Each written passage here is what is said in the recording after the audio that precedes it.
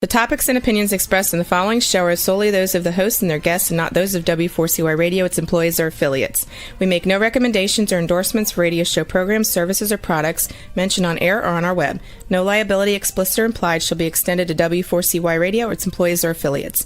Any questions or comments should be directed to those show hosts. Thank you for choosing W4CY Radio.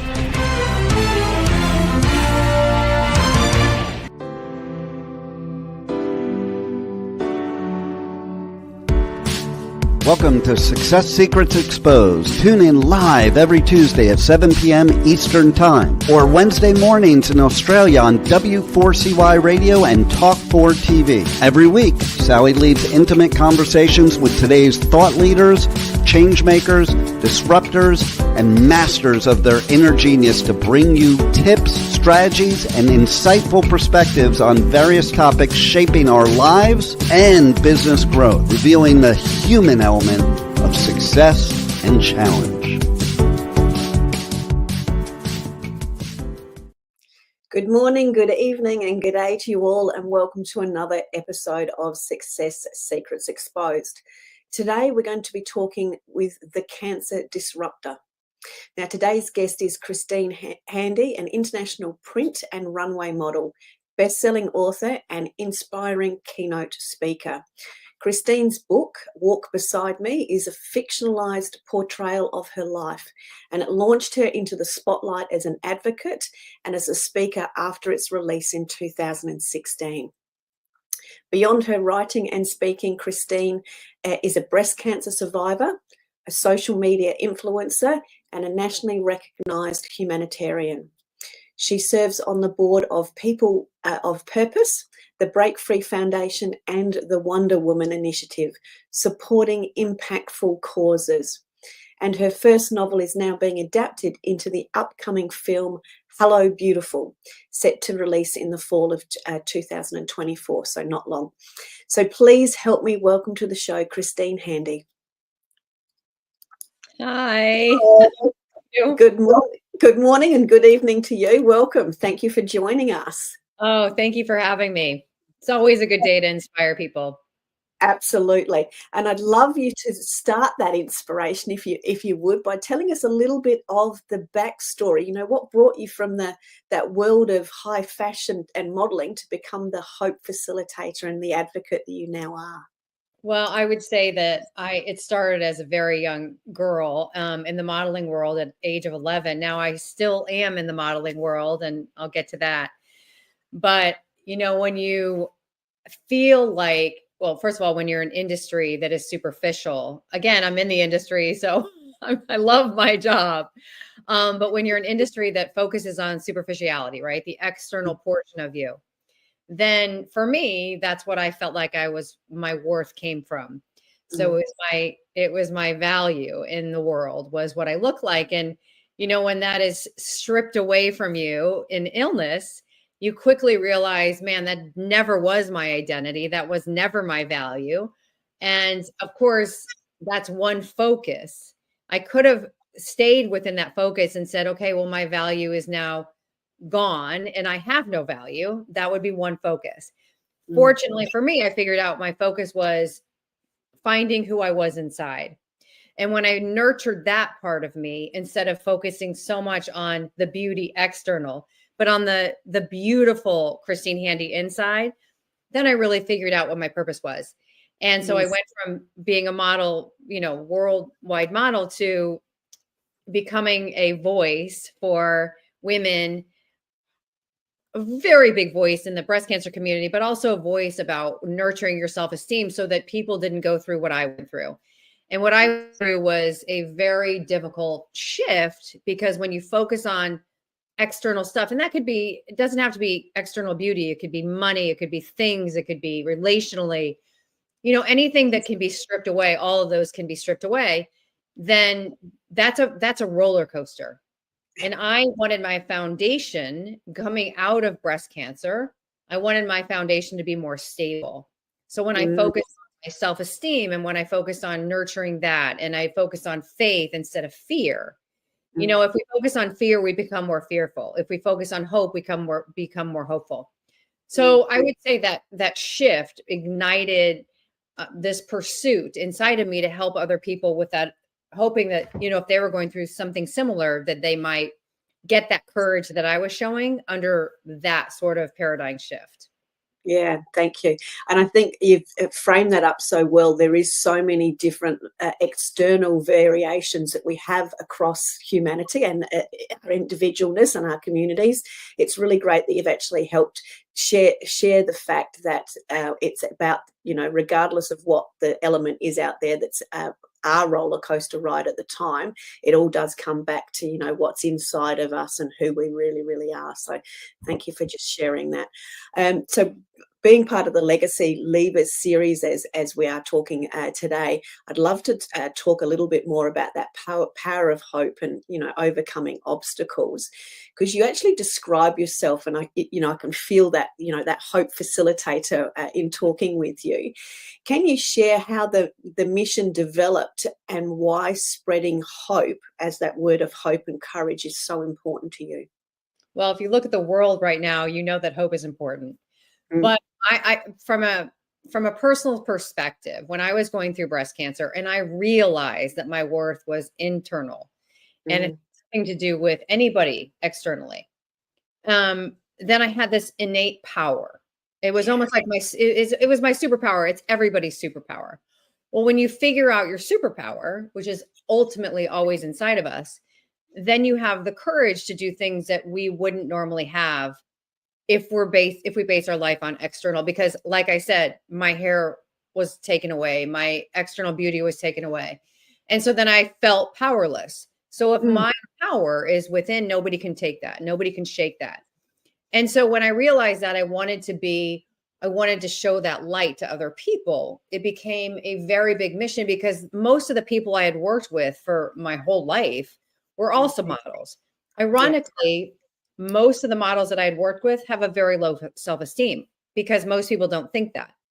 And so I thought, well, if I can write a book about the good, the bad, and the ugly about breast cancer, but also this transformation, then I can be honest and vulnerable.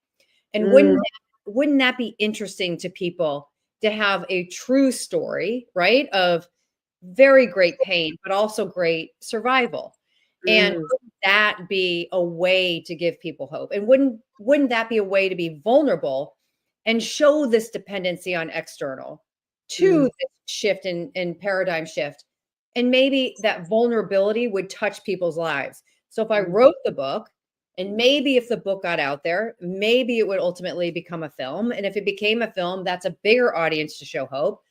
And once I wrote the book and it became popular, I became a motivational speaker. Then I went back to modeling with a concave chest, which is a whole nother audience that I was able to touch, which made a big splash, because, it's one thing to come out as a model when I'm 11 years old and young and beautiful, and then to come out at 50 when I'm scarred up and I have no chest because I lost it to breast cancer. Those are very different stories. I could use my history in the modeling space and come back as a disruptor in the fashion world, as a disruptor in the modeling space, as a disruptor in the cancer space. Then maybe I can touch people's lives and show them courage. And if I show them courage, maybe they can borrow my courage until they have their own. Yeah.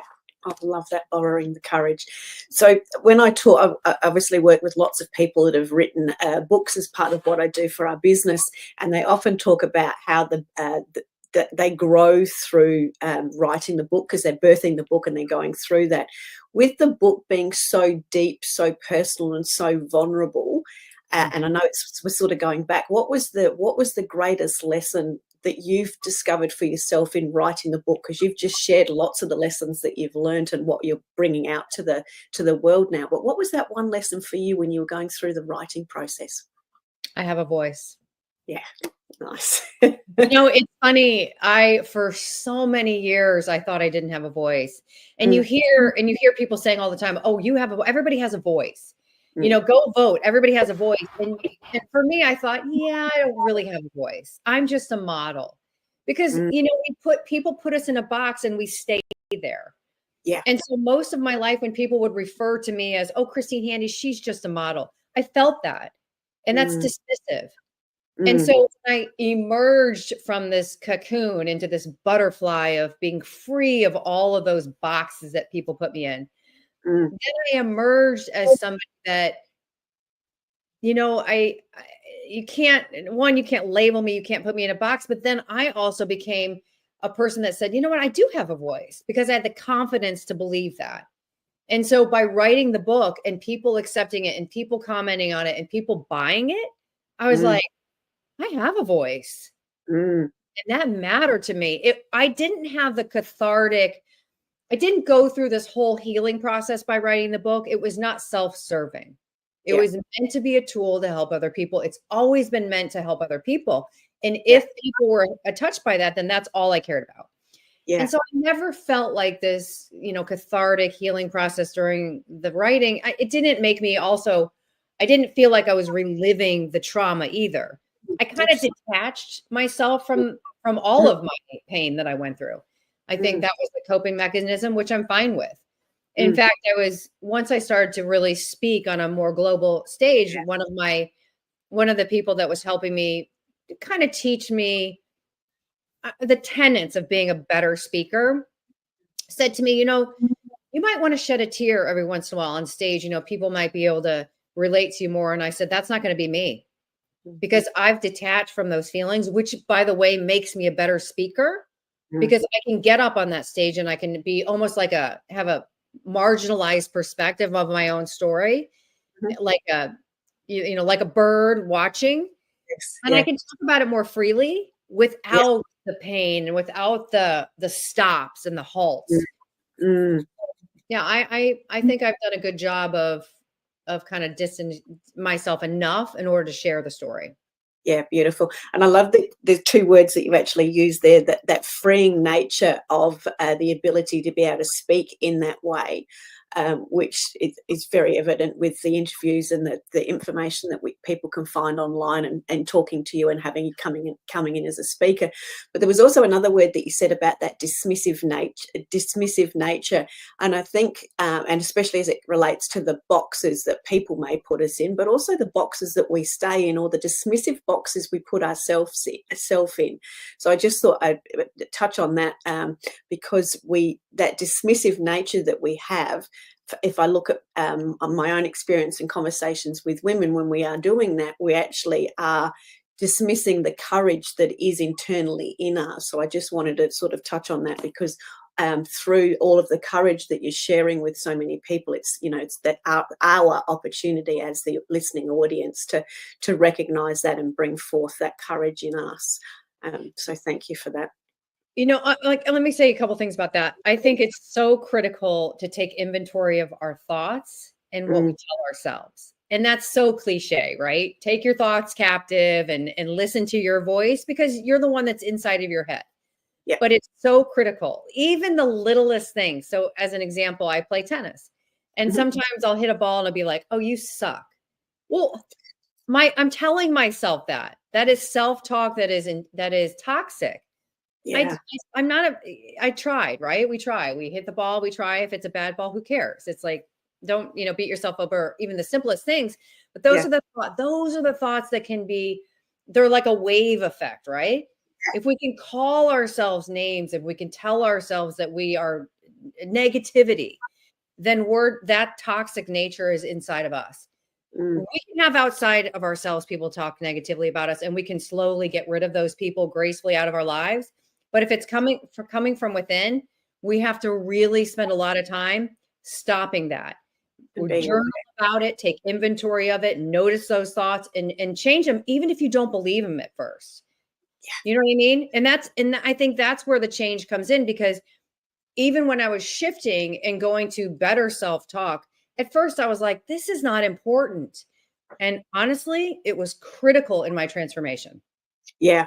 And it's all those, I love that you've expressed that. It's all those little teeny tiny incremental things that can compound, but by capturing them and reframing them and being aware of them and working on them, you are creating your own opportunities. So I'd love that we've talked around that, finding the courage in your voice. noticing the little voices to bring the big voices out. And we've also talked about that self-talk that dictates your life. So as it relates to the self-talk and the experience that you've had coming back as a model now, what's some of the messages or conversations you've had with the audience that you're helping them overcome? What's some of the common themes that you're hearing for women that we can now, shine the light on those and help them move through some of those? Well, I have a great story. So when about a year and a half ago, maybe it was a little longer, the exact same week that I was hired by the largest lingerie brand in the world to model for them was the exact same week that somebody on social media made a comment and said, "Were you born a man or a woman?" Because I lost my chest. So I have a concave chest. And I said on social media, what would you focus on? Would you focus on the modeling contract, or would you focus on the comment, like, were you born a man or a woman? Because that can consume you. You can say to yourself, gosh, I wonder if other people think that. I wonder if I'm telling myself something, but other people are looking at me thinking something else. And you can go down that rabbit hole, right? Or you can focus on the fact that the largest lingerie brand in the world hired you to be their model. So I said on social media, I focused on neither, because the lowest of the low or the highest of the high, you got to get rid of that. Yeah. If you want to be on stable ground, if you want to have a stable self-esteem, then you can't be reaching for the highest highs. I'm not going to be hired by the largest lingerie brand every week. I'm not going to be getting comments by haters every week. I want to be stable. I want to have a great, solid self-esteem.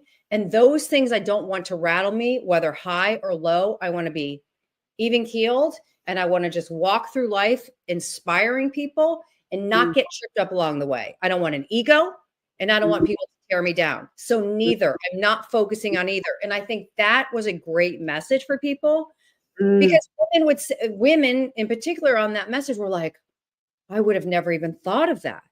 Yeah, because exactly. Of course, intuitively we think, oh, I'm going to focus on the job, right? I don't do that. Yeah. Like I mean, I'll get I'll get a humanitarian award, and I think to myself, there are so many people in the world doing incredible things that never get noticed. I accept my award humbly. I put it in my house and I move on. There's no ego involved. I'm not doing this out of some sort of inflated ego. I'm not doing anything different than we should all be doing. Everything that I wake up and do every day is what we should be doing, period. It's what we are called to do. We are called to help other people. It's not extraordinary. It's not different. It is what we are called to do. We are called to serve. And so if somebody wants to give me an award, I'm like, well, that's super sweet, but it's not inflating my ego, nothing. And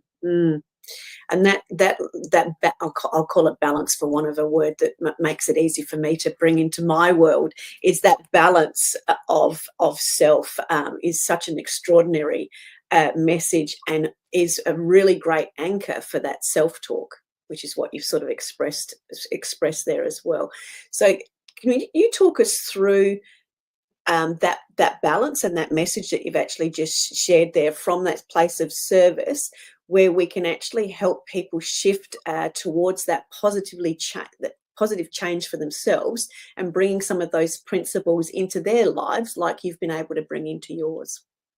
Well, I think it starts with focus, right? I mean, if you focus on accolades and you focus on praise and you focus on getting something, if you focus on transaction, right?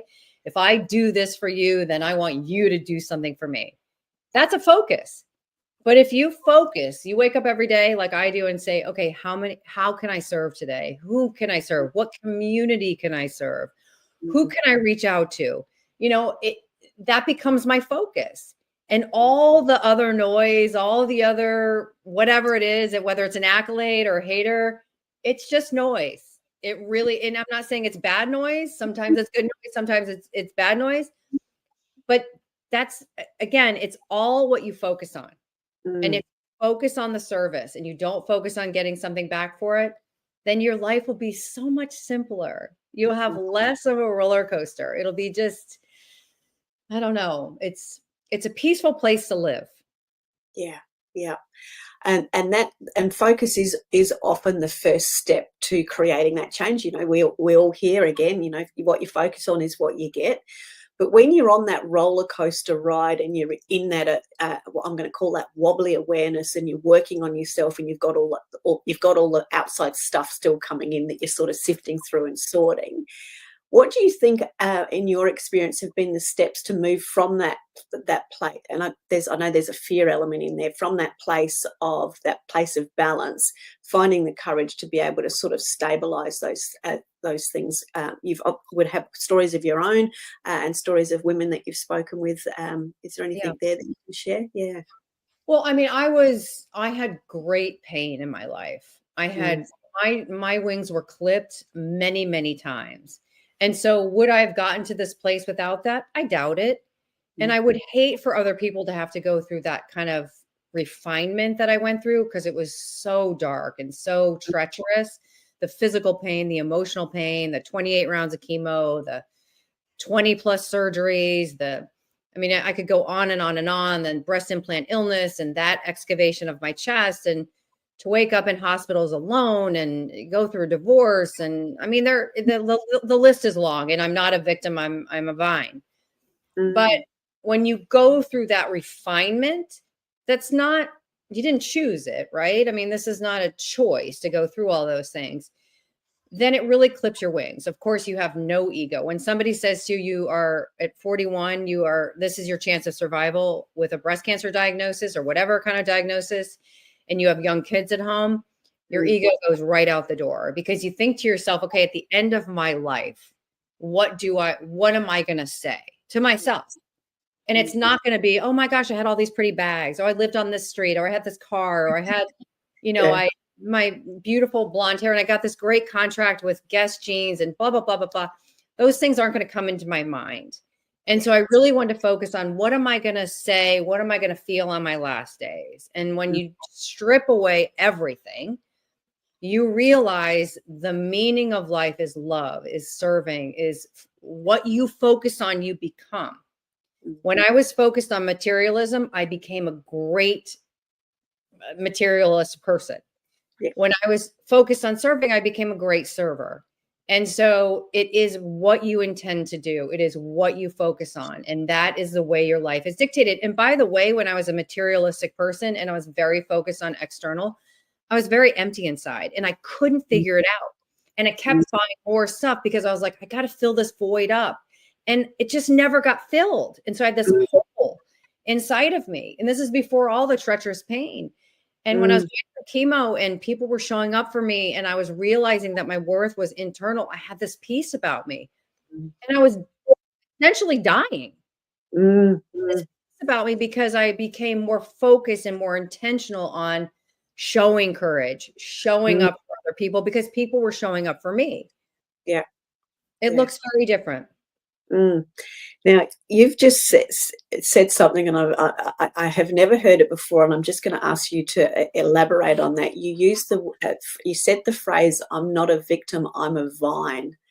Please explain the vine to us, because I'm absolutely sure there's some gold within that. Well, when I was diagnosed with breast cancer, I was like, why me? This is not fair. I just had this other illness. My arm was fused. I lost a third of my colon for a different issue. And I was like, why is all this happening to me? Well, that's a victim mentality. It doesn't matter. It doesn't matter why it's happening to you. It's literally happening. Now, in those same moments, I could have been like, okay, you know what? I have the courage to do this. And whatever the outcome is out of my control. That's being a vine. So now you're showing that being a vine to other people. And that has a wave effect, right? But if you're like, even for my kids, like when I was first diagnosed with cancer, I was showing them fear. Well, shortly thereafter, I was like, okay, no, this doesn't look good. This doesn't feel good. This fear-based, I was emotionally paralyzed. Yeah. And when you get into that victim mode, you cannot move away from that. You get stuck in it. And then everybody around you, there's all this negativity. And I was like, I don't really want to do that anymore. And so when I started to feel like the courage that I borrowed from my friends at first, and when I started to actually get some courage, Yeah. then I felt this kind of inner prowess, right? And then I realized I was becoming a vine because I saw people reacting to me. And a vine like grows out like great and strong. Well, if I could be a vine to show other people courage, then and people were borrowing my courage, the outcome was the same. Whether I was going to live or die, the outcome was the same whether I was a victim of a vine. But how I chose to live every day was my choice. Mm. Which, and to me, there's the focus, and then there's that choice. So thank you for sharing on that. Now, you've also said something in there around you borrowed other people's courage and then found your own. So that comes back to, having the right sort of people around you and building the right sort of community. Can you talk us through some of those elements? Because on speaking to people, the community around them actually helps to, I'm going to say, louden the voice or make the voice bigger. So talk us through your experience of the right people around you and that borrowed courage and the building the communities. Yeah, I mean, really everything you listen to impacts your life. Yeah. So whether it's news, what news channel, the people who you pick to have in your life, your significant other, even the music you listen to. And when you take all of that inventory and you think to yourself, okay, why am I anxious? Why do I feel fear-based? Why do I feel scared? Whatever feeling, or take the opposite. Why do I feel hope? Why do I feel uplifted? Why do I feel these feelings? A lot of it is based on who you're talking to and who you surround yourself with. Yeah. So when you figure out like which category each person is in, if they're in the category of like not uplifting you and bringing you down and taking you back to places you don't want to go, you really need to gracefully get rid of them in your life because they will impact your life in a negative way. That's a choice that you have. So community is critical, and building a community is critical, and participating in community is critical because we want to give to others. We don't want to just be taking. And so when people were showing up for me every single day during my cancer diagnosis, I thought to myself, well, I'm not contributing to their life because I was so sick. They didn't care. It wasn't about the transaction. That wasn't what they were there for. They were there to show up for me. And when I was able to show up for other people, that was my job. But it wasn't the season for me to show up for other people. I wasn't healthy. But when I was healthy, then it was my job to show up for other people. And so there's seasons of our lives that we aren't going to be able to show up for other people, and we have to borrow other people's courage. But man, I'm telling you, if you don't have people on your team that will be there for you in those seasons of your life where you need to borrow their courage, you need to pick different people. Right now, when you're healthy and things are going well, think about what they're saying to you. I'm going to touch on something else in amongst all of that, if I may. We've talked about vulnerability and ourselves being vulnerable. And one of the things that when I'm speaking to different people, we've all had the scenario where we've had a fear around asking for help. Yeah, that one. And I'd love to hear your thoughts on, as it relates to this community and the ability to be there for others and have others there for us, and that conversation around asking for help. Please share some wisdom on that for us. So when I was first diagnosed with cancer and the couple other illnesses I had, I was very ashamed to ask for help. And this is where the vulnerability comes in. And I think why people like my story, because I talk about, the things I did wrong. Yeah. And that shame comes from a place of ego. Like, the world teaches us that women, we can do anything by ourselves. I think it's a flat out lie. Yeah. I'm not saying that you can't do anything that you set your mind to. I'm not saying that I can't, but why do it alone? We elevate each other by doing it together. Our stories elevate each other by doing it together. So that going back to the ego, that place of pride that kept me stuck from asking other people for help hurt me because I needed them. And so when I figured out that they weren't showing up for me for something, they were just showing up for me because they cared about me. That's when my ego and my pride just kind of softened, and I kind of let go of the ego and pride. And I said, okay, I need help. I need a lot of help right now. And they said to me, we're not here for one specific season. We're here forever. Yeah. But I had to be there forever for me too. And when we let our ego and we let our pride drive the train, we're not there for ourselves because we're dismissing our need for other people. We are here on this planet to be community driven. We are not here to be alone. We all saw that during COVID. It doesn't work. Asking for help takes courage. A courageous thing to do. And by the way, people want to help. They do. They do. Yeah. It's a privilege to help. And if you take that privilege from people, you're doing a disservice to them. Yeah, I couldn't agree more. I find it interesting around that conversation, and as you've expressed with women, you know, we are so brilliant when we are together, but we do. I know from my own experience, when you're in stuff and the pride kicks in, and for me, I describe it as a sort of a little prickling. You know, the hairs all sort of stand up a little bit prickly, and I feel a little bit prickly.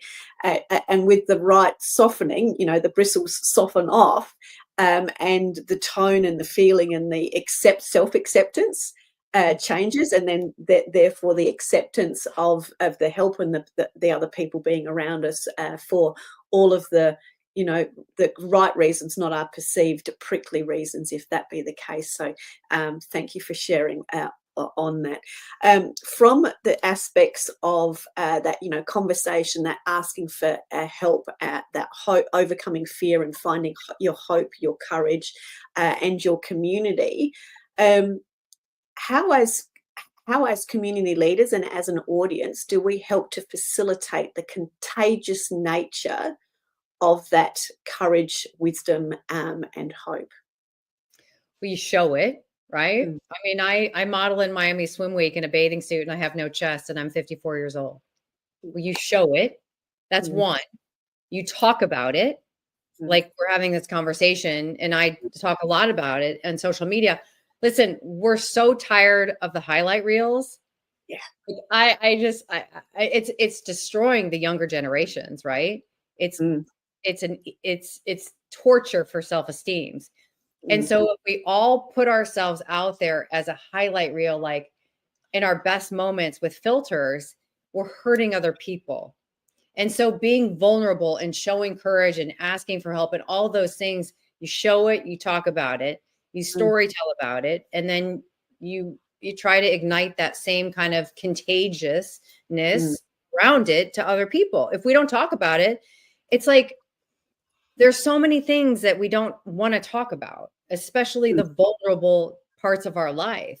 But if we don't talk about those, and people feel so alone, and we don't want to live in a world of alone and loneliness, right? That's a terrible feeling.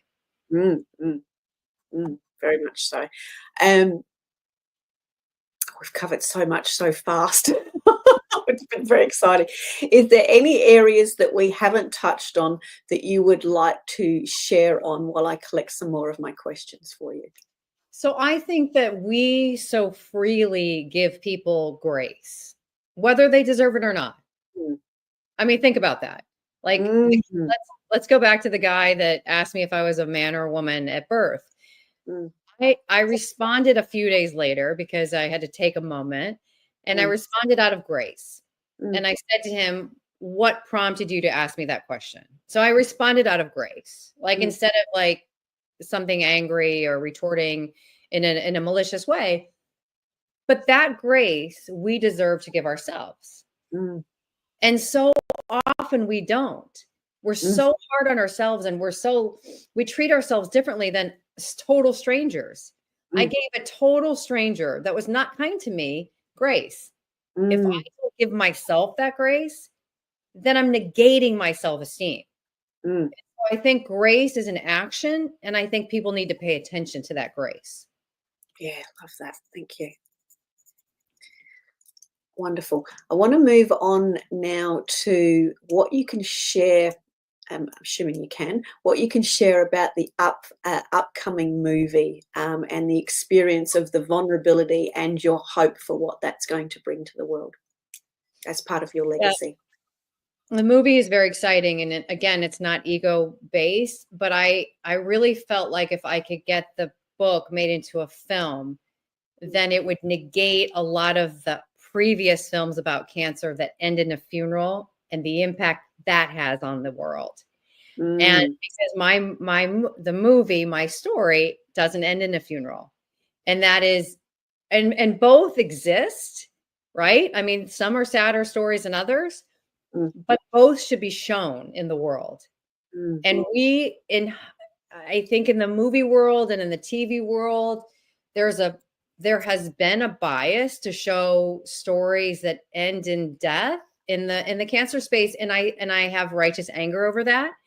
And I think that narrative needs to change. And so because it's my story and because it's a very honest portrayal of my story, I think it's also important to show the duress of cancer, the difficulty of cancer in the family unit, but also things come in the end and there's healing and there's shifting and there's change, and it's all within the whole community and also in the family, and that is shown in the film.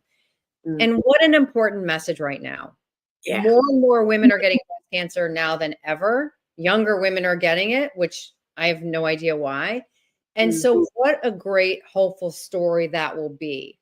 And because it's a film and because that's a bigger platform than necessarily getting on an interview or a podcast or an interview, whatever, then I think it has the opportunity to be a bigger impact. And that's my goal, is to have a global impact, obviously, and to give people hope. And that's a good way to do it. And so I'm very excited about Hello Beautiful coming out. I think it's going to be really now like January 2025. Getting a movie out, getting a movie made, getting a movie funded is nothing short of a miracle. And I think that we are so lucky that this is where it is. And now post-production's over, and, you know, we're really in the fun stages of the movie where it's going to be shown and seen by people. But it's a really accurate portrayal of my life, and I'm very excited to show that. And how do you think moving from having such an uplift in the greater community back in 2016 when the book came out, and obviously the impact that's enabled you to serve, and now coming into the movie side of things with new information, new communities, and new exposure, what's your, I suppose, vision as it relates to not just your message, but the impact and the influence that's going to have? And I know you've just touched on that slightly, but I can feel the difference between the two, and I'd love you to explore or explain some of that for us too. Well, I'm on a crusade, right? Yeah. I'm on a crusade to, I feel like I am the hope facilitator. Yeah. And I think that crusade matters. And I think that 2016, I had a voice. I think my voice has been amplified because people have reacted to my voice. And so I feel like I have a whole community of people behind me that are rooting for me because they need to have the movie out. They need the story. They need the vulnerability. So it's not my story. It's so many people's stories, and they need to be represented. And that's a bigger vision, and more than, you know, the movie has taken 6 years, and I'm so glad in a way that it's taken 6 years, because although I feel like in 2012, my wings were completely clipped, I think they needed to be clipped a bit more. And so I think that the movie it's going to be a powerful representation of hope, but also not negating what people actually go through. I don't want to dismiss the pain and the duress that women actually go through. And it sounds as though you've now collected, I'm going to say, a collective of wings, with people with their wings to share their story and their messages of hope too. Would that be a fair assessment? I hope so. Yeah. No, that's extraordinary. Thank you. So let's just circle back as part of the, recapping of what's been an incredible conversation. We've talked about you focus on you become what you focus on, and your self-talk dictates your life. And the true power is both those that surround you, but also finding that true power and vulnerability, etc., within yourself. with all of that, and knowing that so many women are experiencing all sorts of different fears and uncertainties around all sorts of different things, or people in general, what would you share and say to them, almost from that perspective of, you're on the stage and they're all listening to you? What would you share with them to move them forward and help give them that borrowed courage today? Well, I think the world, right? I mean, just look at the billboards around you. They want to show you what you should buy, what you should collect, what you should bring home. And I think if you start introspective work and start to really understand who you are and figure out your purpose and understand what makes you tick, what keeps you up at night, what kind of projects, inspire you, that takes a long time. And I think people quit because in this world of fast pace, everything is quick and there's only like these small segments and we don't have the bandwidth that we used to have. Then I think people get frustrated and go, it's just not for me. I'm going to go back to filling up that void with this purchase or whatever. And I think I would say it's a long process, and don't give up on yourself, because that work is more important than being anything for anybody else. Be that for you, right? I mean, there's a big difference in doing the work for other people than doing it for yourself. And like I say, if you look in the mirror and you are able to tell yourself you love yourself, that's courage, right? And if you can't do it, get to the place you can. It's going to be a lot of work, but you will get there. Don't quit. People quit in the middle all the time. It's the people that don't quit in the middle that actually succeed at it, that have a better self-esteem and have a bigger voice because they believe in themselves. We do the introspective work and just know it's going to take a long time. Yeah, well said. Thank you. And anything worth doing is worth doing well, and sometimes does take that long time. And and I think that's a beautiful expression of how the vulnerability journey is just that. It is that journey of discovery, of self-discovery, it's always continuing and cycling through. So thank you for sharing that. Well, the other thing I'll say about that is, oftentimes when I think that we feel like we fail, you can reframe that and say you're failing forward. Yeah. You don't failure. And every time I have failed, it has elevated me.